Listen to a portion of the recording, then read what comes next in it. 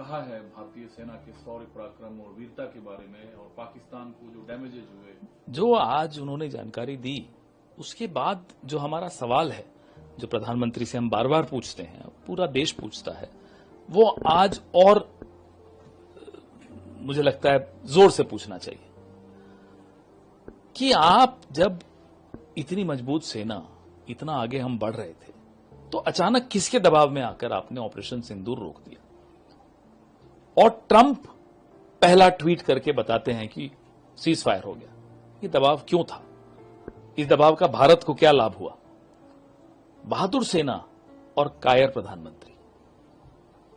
लेकिन आप लोग ये भी तो नुकसान पहुंचाया, तो एक पक्ष तो सामने है। देखिए, ये संसद में मुझे लगता है कि खुलकर जब चर्चा हुई तो ये सब बातें रखनी चाहिए थी। चलिए छोड़िए, वो छोड़ दीजिए उस पर, लेकिन हम तो ये जानना चाहते हैं फिर दबाव में क्यों आए प्रधानमंत्री? और अचानक 10 मई की शाम को ट्रंप हमें इन्फॉर्म करता है, हमें सूचित करता है कि साहब आपके देश का सीज फायर हो गया पाकिस्तान के साथ। ये कैसा, किस तरह की हमारी विदेश नीति? लेकिन अब जो बातें आ रही हो गए 80 से 90 घंटे में हमने जो अचीव करना था कर लिया, मजबूत।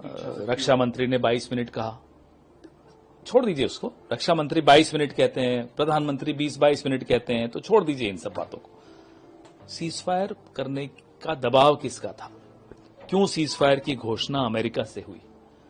भारत के जो हमारे हित हैं, उनको आपने गिरवी कहां रखा? क्यों सिंदूर का सौदा किया? लेकिन अब इस खुलासे के बनाएंगे कौन से ऐसे अनसुलझे सवाल अब भी मौजूद हैं? यही कि ट्रंप क्यों ट्वीट करके बता रहा है सीज फायर में उनका क्या भूमिका थी अमेरिका की?